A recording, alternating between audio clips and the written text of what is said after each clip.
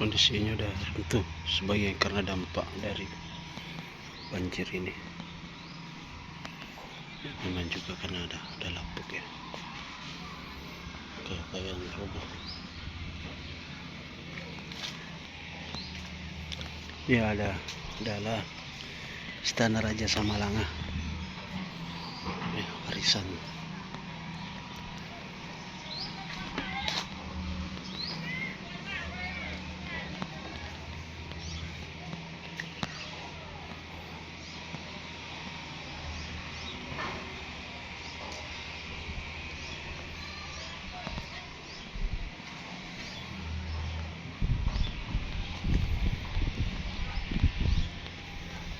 Sebaiknya dibangun baru aja.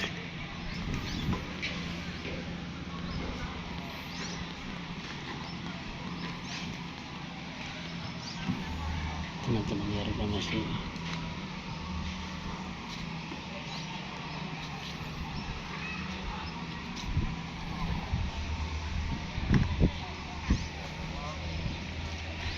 melakukan gotong royong di kompleks makam Selana.